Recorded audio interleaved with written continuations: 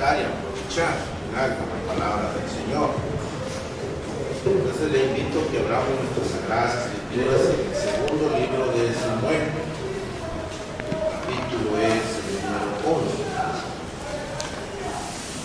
Le decía, el segundo libro de Samuel, el capítulo número 11. Nos vamos a centrar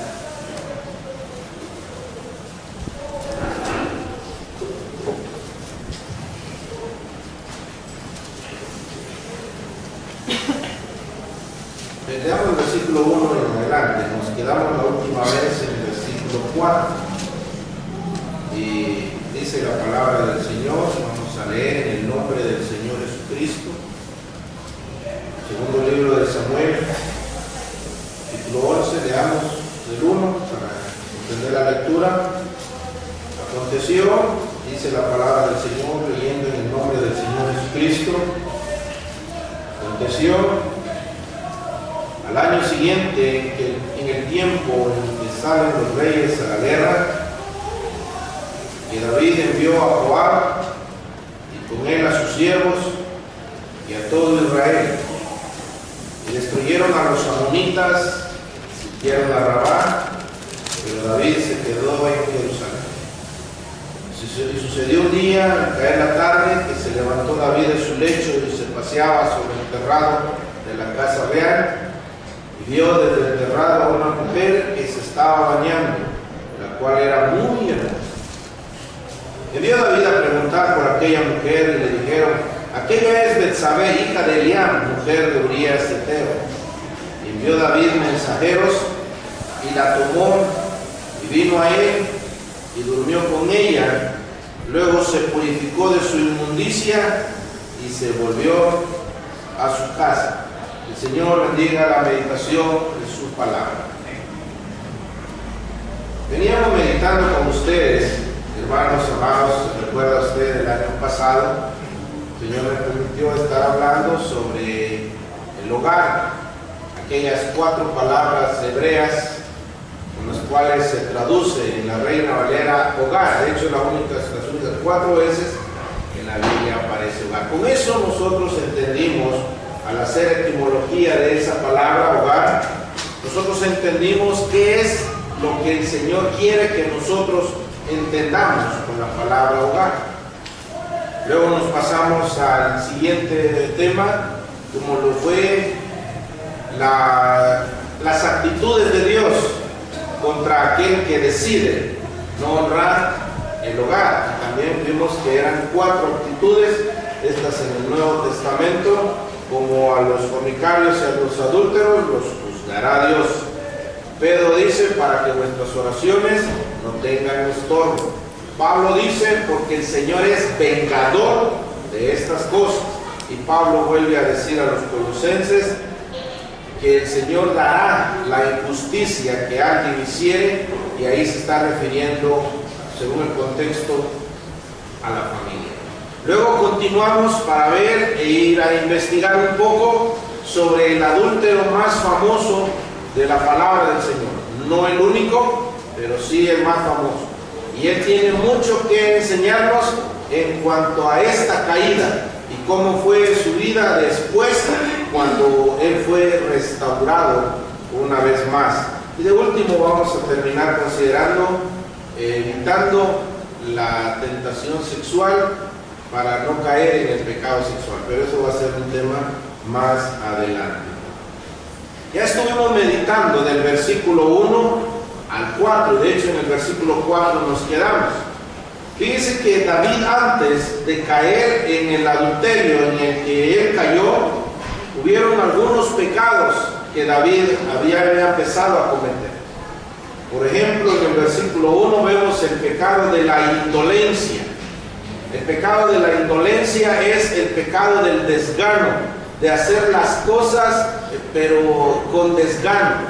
Pero a David lo llevó esto por la misma comodidad. Lo que pasa es que no es lo mismo estar en la cueva de Adulam que estar en un palacio, cuando ya estaba él había erigido, construido su palacio. La comodidad, por así decirlo, el bienestar la prosperidad a David lo llegó a confundir en gran manera.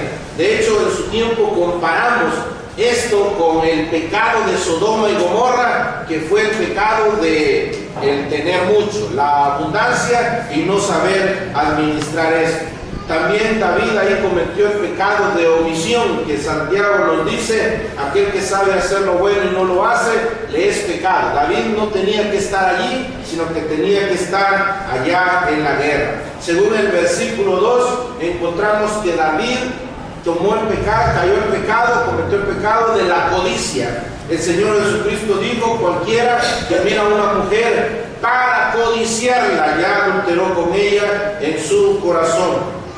En el versículo 3, David comete ese pecado y esa desobediencia que el apóstol Pablo advirtió en Romanos 13:14, cuando dice: y no proveáis para los deseos de la carne. Literalmente ese versículo quiere decir: y no planifiquen de antemano para el pecado. David, dice la palabra del Señor, que se interesó en la mujer y mandó a preguntar por ella: ¿quién es esta mujer que se estaba bañando?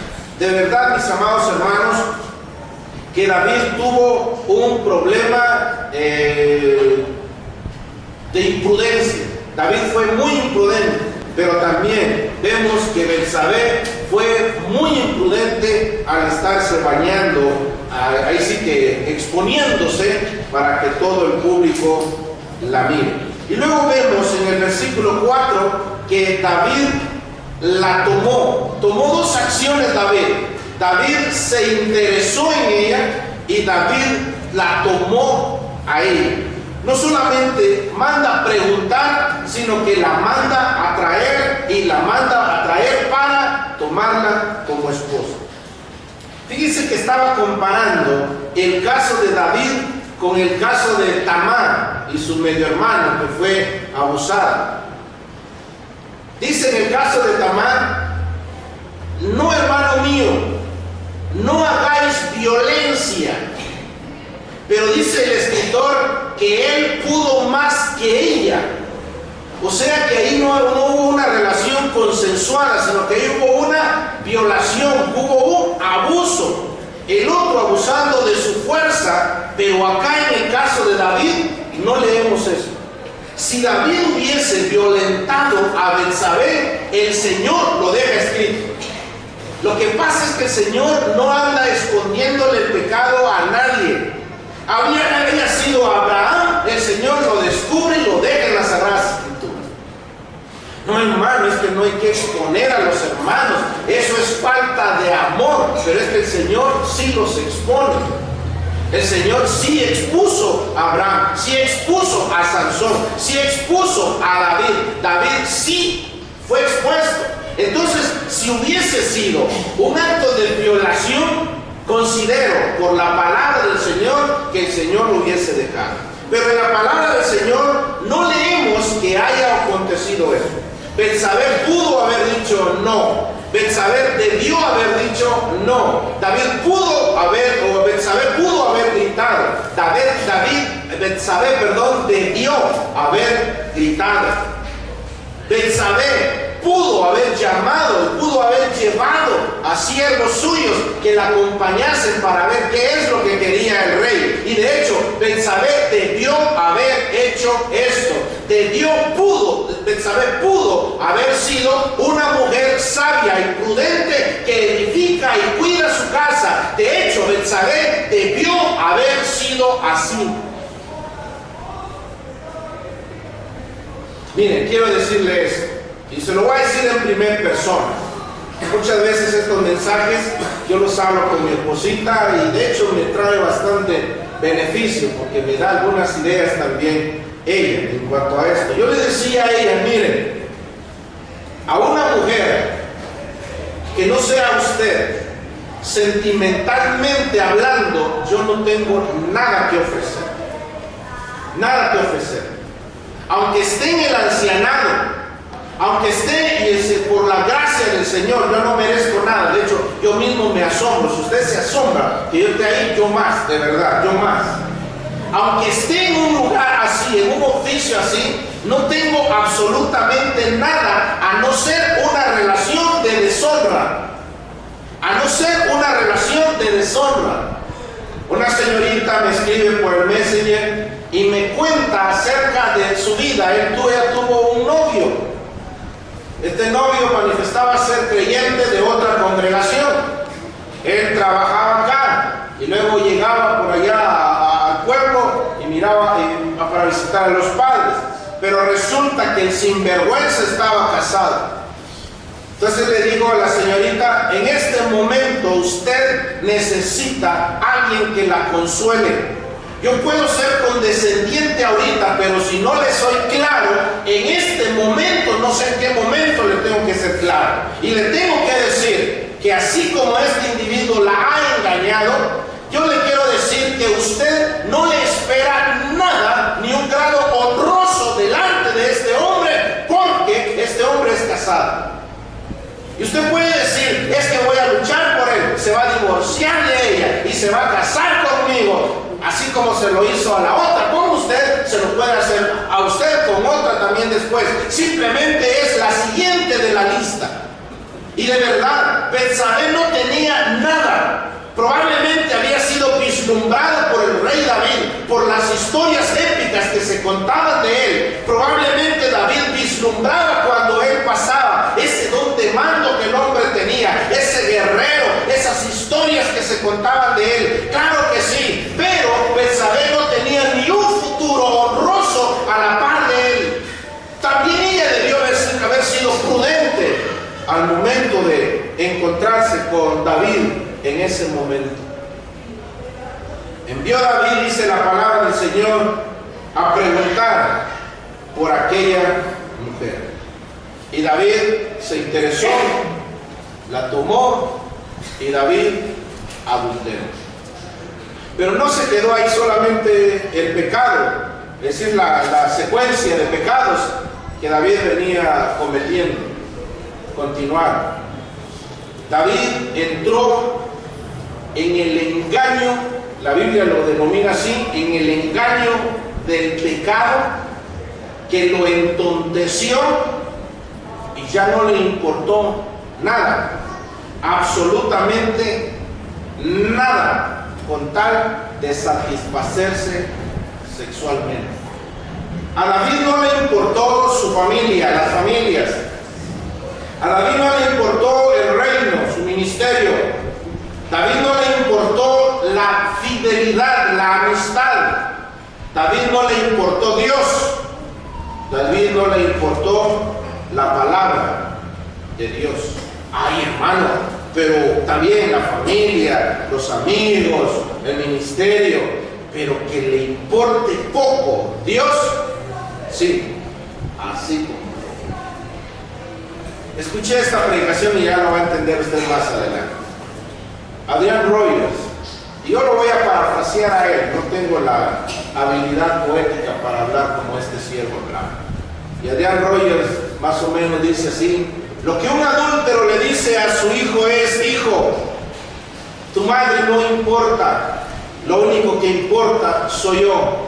Hijo, la familia no importa, el único que importa aquí soy yo. De hecho, hijo mío, tú no importas, aquí el único que importa soy yo. No importa Dios, no importa el ministerio, no importa la palabra, aquí lo único que importa soy yo. Y dice Adrian Rogers que eso es lo que le está transmitiendo a otras personas, es decir, a su hijo, lo que es un adúltero. A David no le importó la familia. ¿Dónde está aquel David que cuando llegaron los enemigos y apresaron a su familia, apresaron a sus hijos y apresaron a la familia de sus siervos, David se enfurece con gallardía y van a rescatarlo porque la familia es lo primero? Porque la familia tiene gran importancia. Pero ya acá vemos que David al menos está defraudando dos familias. He dicho esto y que sea como un ejemplo nada más, que sea como un ejemplo. Pero si yo llegase a caer en un adulterio, no solamente estoy afectando a mi familia, sino que estoy afectando a la familia de mi adúltera también. Es más, si es una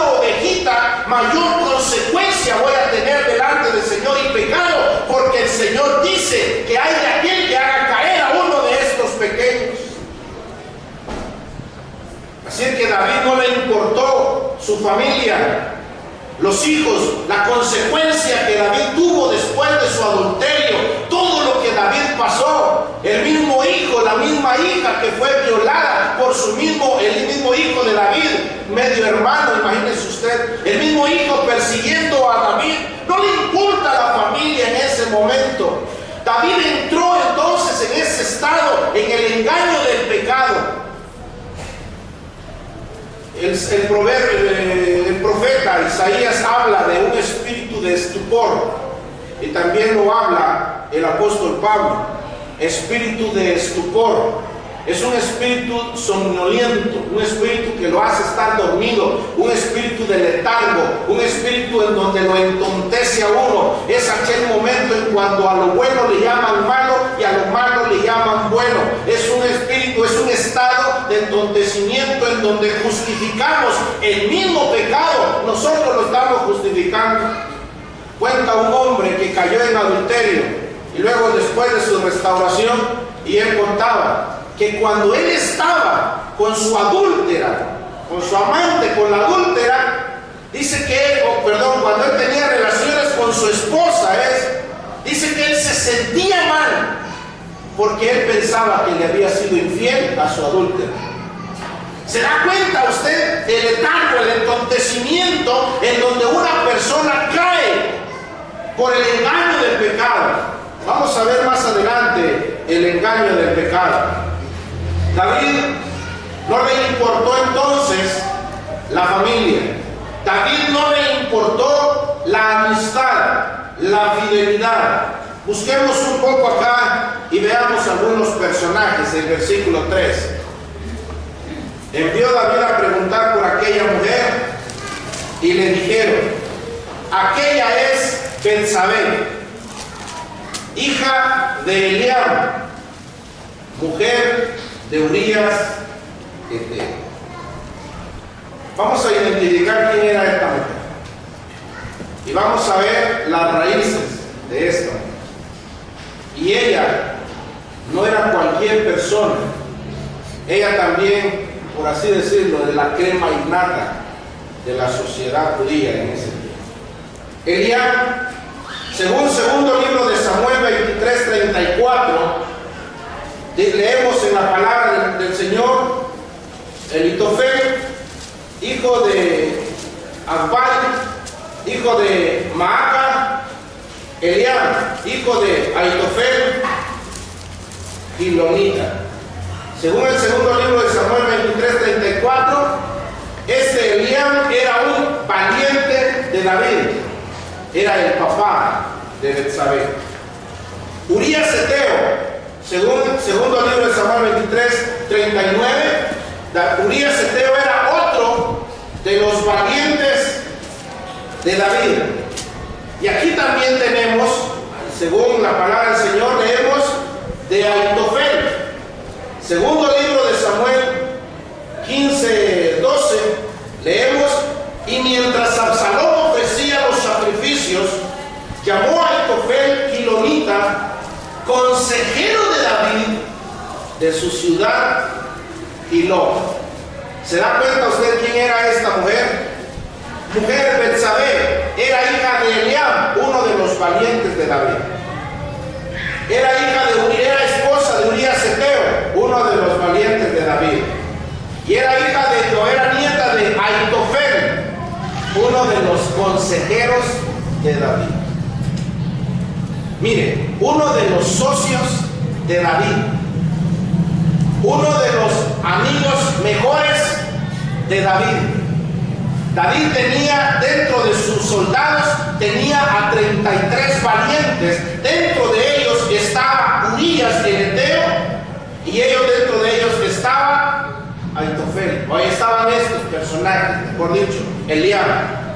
Y dentro, como consejero, estaba Ahitofel. Déjeme decirle una cosa: el engaño siempre viene, y el engaño que más duele siempre viene de aquel o de aquella de quien menos nos lo esperamos. Te lo repito: el engaño que más duele es aquel que viene de aquel o aquella de quien menos nosotros nos lo esperamos.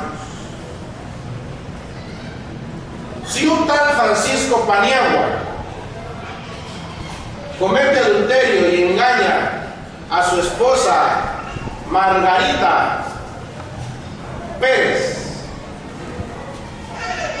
mi esposa se preocupa, se indignaría, pero no creo que llegue a llorar. Pero si es un tal Eric Solís, es un ejemplo, mi señor, cae en adulterio, la hermana Paula López de Solís le duele. ¿Sabe por qué? Porque el engaño, la infidelidad siempre viene de aquella persona de quien nosotros menos nos lo esperaríamos que cometería esa canallada con nosotros. David cae en el estado, en el engaño del pecado, y no le importó la familia, no le importó la fidelidad, la amistad, los mejores amigos. ¿Cuántos pastores han caído en adulterio con sus mismos socios, con sus mismos copastores? ¿Cuántas personas han caído, líderes de alabanza, han caído con las mismas chicas del coro? Y eso ha sonado. Mis queridos hermanos, es cierto, su servidor, a él el Señor le encomendó la tarea de investigar sobre el hogar, de las consecuencias del hogar, de acerca de esta vida de David. Si bien es cierto, pero tengo que tener los pies bien puestos sobre la tierra, porque este pecado, y tenemos que velar, porque este pecado no anda respetando a nadie. Un hermano dijo en una ocasión: vaya que el Señor lo hizo feíto a uno, porque si no uno fácilmente cae en adulterio. Pero no es así. Nos reímos en esa ocasión, claro que sí, del comentario jocoso que el hermano hizo, pero me llenó de alerta, porque tanto personas que están en el liderazgo como quienes no estén en liderazgo han caído en este pecado, y nosotros tenemos que velar y orar para no caer en este pecado. Con razón entendemos por qué este Ahitofel después traicionó a David. Ahitofel, el consejero, es de David. Lo leemos en el segundo libro de Samuel 15:31. Y dieron aviso a David diciendo: Ahitofel está entre los que conspiraron con Absalón. Entonces dijo David: entorpece ahora, oh Jehová, el consejo de Ahitofel. Probablemente Ahitofel, el abuelito de Betsabé, lo hizo en venganza en contra de David. Ya entré con otra palabra. Probablemente Ahitofel lo hizo en venganza en contra de David. Amados hermanos, este pecado de adulterio el Señor puede restaurar, y el Señor puede restaurar esos hogares.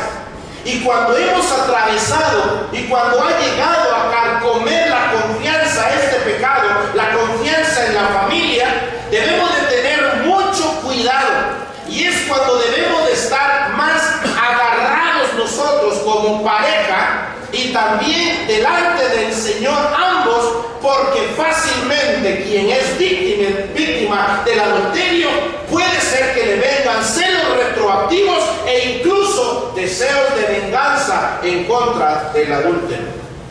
Por eso debemos de estar, cuando perdonamos nosotros, debemos de hablar abiertamente acerca de eso. Cuánto nos duele aquella persona que es víctima del mismo, cuánto nos ha dolido pasar el tiempo de duelo, como se denomina, y apegarnos más al Señor precisamente por eso, por esa sensación de venganza que en algún momento le puede llegar a alguien. El engaño siempre viene de aquella persona de quien menos nosotros no lo esperamos. Voy a cerrar mi bosquejo y mejor me voy con la historia. Leamos en el versículo 5. Antes de considerar esto, en el versículo 4 nos da un concepto muy claro de lo que es el adulterio delante del Señor. ¿Qué es el adulterio delante del Señor?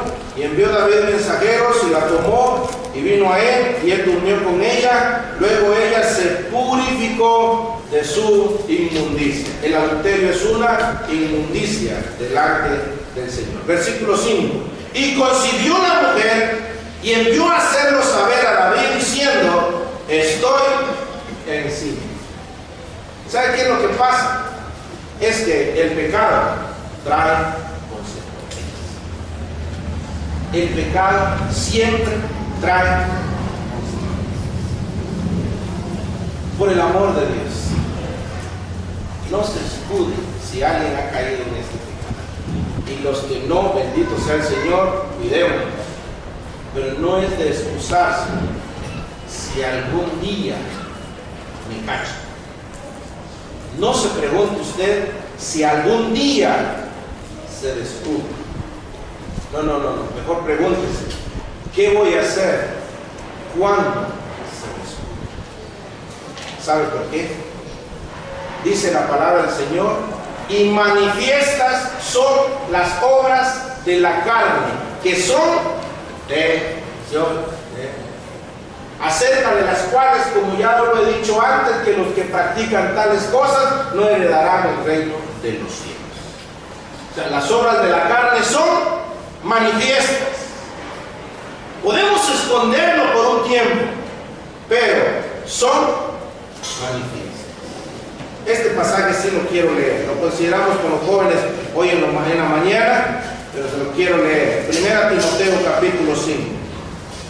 Mire qué dice la palabra del Señor. Los pecados de algunos hombres se hacen patentes antes que ellos vengan a juicio, mas a otros se les descubre después.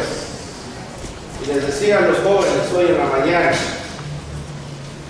en lo personal prefiero que sea ahora. Ahora y gracias. Prefiero que sea ahora. ¿Qué va a hacer si se descubre después? Que sea ahora, antes del juicio, y no después. Y David empieza a tomar una actitud bastante pésima, hermanos. Muy pésima. Veamos versículo 6. Entonces David envió a decir a Joab: envíame a Urías Heteo. Y Jehová envió a Urías Heteo. Cuando Urías vino a él, David le preguntó por la salud de Joab y por la salud del pueblo y por el estado de la guerra.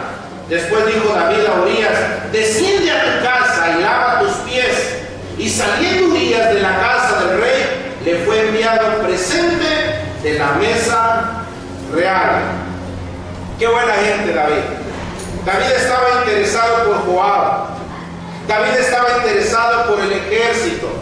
David estaba interesado por Urías, para que tome un descanso, relajarte Urías. ¿De verdad, hermanos?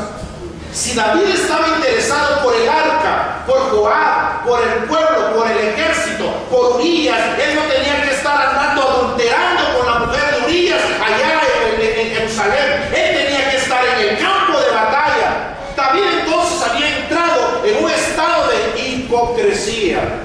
¿Sí o no? Créanme, no estoy utilizando estos términos para tratar con ofensa a alguna persona, sino que la palabra del Señor nos inclina a pensar que David no estaba interesado verdaderamente en el estado del ejército ni en Urías el Heteo.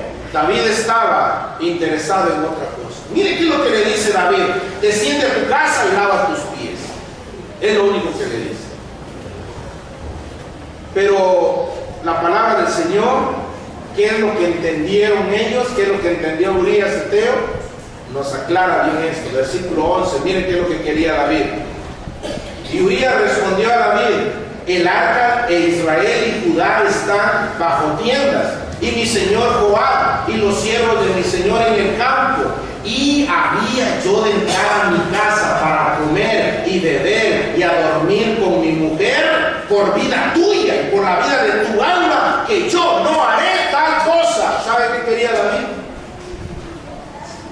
Relájate, Urías Heteo, te mando vino te mando pan, te mando comida, te mando uvas, aquí está, ¿viste? Todo eso, ve, lávate los pies, es decir, come y después yaces sexualmente con tu esposa. Bueno, cuando se empezaba a descubrir y ya iba a engordar, doña Betsabé, es que miren, patojas, si alguien cayó en fornicación, se va a descubrir esa deshonra. Entonces iba a empezar a crecer, iba a empezar a crecer. ¿Y cuánto llevas, mija? 5 meses. 5. Ah, de verdad. Al nene le vamos a poner David. ¿Por qué? Le iba a preguntar Betsabé. ¿Te recordás? Estábamos en el campo de batalla y mi señor el rey, tan buena gente, muy amoroso, me mandó a llamar. ¿Te recordás cómo comimos esa noche? Cenamos. Sí, fue ese día que quedaste embarazada, amiga. ¿Qué otro día más? Ese día, de verdad. Y la otra hipócrita también, a seguirle ocultando a los esposos. David era bueno. Es que fíjese que para ocultar el pecado somos listos, no sabios, astutos. Para ocultar el pecado somos astutos y nos presentamos como que si nada ha pasado, así nos presentamos. Y David le dice, bueno, versículo 2, y David dijo a Urías, quédate aquí, aún hoy y mañana, y te despacharé. Y se quedó Urías en Jerusalén aquel día y al siguiente. Y David lo convidó a comer y a beber con él hasta embriagarlo. Y él salió a la tarde a dormir en su cama con los siervos de su señor, mas no descendió a su casa. Salió más íntegro Urías que el rey David. Hermanos, ¿no cree usted que cuando Urías le dijo al rey, rey, el arca del pacto está allá, Joab el rey está allá, o Joab el general está allá, mis compañeros están allá, yo voy a estar comiendo, bebiendo y durmiendo con mi esposita allá en la casa? ¿No cree usted que era una estocada en contra de David? Porque el que tenía que estar allá de primero era David. Y no, al contrario, aprovechándose de las esposas de los que se habían quedado, estaban. Pero dice la palabra del Señor que lo intentó embriagar, pero otra vez David se quedó con los siervos y no fue a dormir. Ese es un símbolo de lealtad que había tenido. Y David comete aún otro pecado. Dice la palabra del Señor, no darás falso testimonio en contra de tu prójimo. Mire el versículo 15. Y escribió en la carta diciendo, poned a Urías al frente en lo más recio de la batalla y retiraos de él para que sea herido y muera. No bajó a dormir allá, está bueno. ¿Y sabe a quién le dio la carta? Su misma sentencia. Al mismo Urías. Póngase en los zapatos de Joab. Joab estaba en la guerra, todavía no sabía. Pongan los zapatos de Joab el general. Pongan a Urías el Eteo en lo más recio de la batalla y huyan para que muera. Se le quedó viendo a Urías. Está bien, hijo, no tengas pena. Vamos, entremos. Vamos a la batalla. Y lo ponen enfrente. ¿Qué cree usted que pensó Joab? Este hizo algo. ¿Qué había hecho Joab? Urías el Eteo. ¿No cree usted que David estaba siendo culpable de dar falso testimonio en contra de su hermano? Porque merecía, según David, muerte. Y él era una persona libre. ¿Ya se dio cuenta usted que la carne siempre persigue al espíritu? ¿Ya se dio cuenta usted que los que están en pecado siempre persiguen a los que están en integridad? ¿Ya se dio cuenta usted que lo profano siempre persigue a los santos? David en ese momento estaba persiguiendo a Urías y lo pone en el frente de la batalla. Muere Urías el Eteo. Y cuando mandan a avisarle al rey, pero díganle de una vez a David que murió Urías. ¿Sabe qué dice después David? Bueno, Así es la muerte, así es la guerra. Ora uno, ora al otro. Ahora le toca a uno, ahora le toca al otro. Estamos en tiempo de batalla. Bueno, no hubo una lágrima, no lloró, no se preocupó. Por mi culpa retrocedió el pueblo. Así como le pasó a aquel hombre que escondió el manto babilónico en su tienda, y aquella ciudadcita los hizo perseguir al pueblo, y pereció mucho pueblo por culpa de este hombre. Pero David no pensó en eso, no lloró. Bueno, la muerte mata a uno, mata a otro, se lleva a otro, se lleva al otro. Bueno, pues quédate quieto, mijo. ¿Dónde está el David que cuando tuvo la oportunidad de matar a Saúl, el que lo estaba persiguiendo, se sintió mal porque fue y le quitó solamente el borde de su manto, de su túnica le quitó? Se sintió mal. ¿Cómo voy a atentar contra el ungido de Jehová? David había cambiado por completo, porque ahora planificando la muerte de un inocente. Y culmina, y con esto culmino yo también. Vamos a seguir viendo más adelante a quienes menospreció David. Versículo 26. Oyendo la mujer de Urías que su marido Urías era muerto, hizo duelo por su marido. Y pasado el luto envió a David y las trajo a su casa, y fue ella su mujer y le dio a luz un hijo. Bravo, David. Bravo. Buena estrategia. Qué forma de pensar. Ya nadie se iba a enterar. Me caso, me voy a casar con ella. El hijo, todavía estamos en ese tiempo. Es que las primerizas siempre se adelantan. Entonces, ella se adelantó. Lo que pasa es que fue 7 mesinos. Miren, hay excusas para todo. Bravo, David. ¿Quién se iba a enterar? Los siervos, probablemente los siervos la dejaron en la puerta, entró la mujer y no se dieron cuenta. Quien lavó las sábanas, a ver si se dio cuenta, pero mal de alguno tuvo que haberse dado cuenta. Lo cierto es de que nadie. Bravo, bravo. Hermanos, quiero hacerle esta pregunta en base a este pasaje. ¿El pecado tiene prescripción? ¿El pecado no confesado tiene prescripción? ¿Qué quiere decir prescripción? Es decir, fecha de caducidad, pues.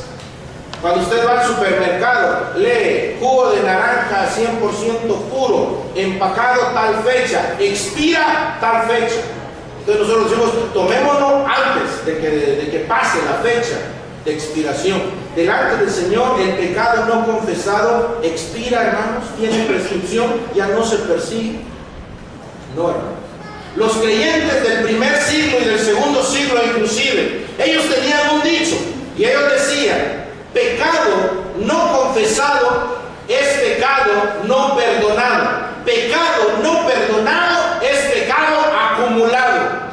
Y ellos lo tenían en base a aquel pasaje de 1 Juan 1:7, que si andamos en luz como Él está en luz, tenemos comunión unos con otros, y la sangre de Jesucristo su Hijo nos limpia de todo pecado. Pero si una persona no confesaba su pecado, era un pecado que lo seguía reteniendo, lo seguía acumulando y seguía estando delante de la presencia del Señor. Otra pregunta. Aquellos jovencitos cayeron en fornicación, pero al fin y al cabo dentro de un mes nos casamos, nos vamos a casar. ¿Matrimonio anula fornicación? ¿El matrimonio anula la fornicación? No, no. Sigue estando en la presencia del Señor. Y miren qué dice la palabra del Señor. Mas esto que David había hecho fue desagradable delante de los ojos del Señor. El pecado no prescribe.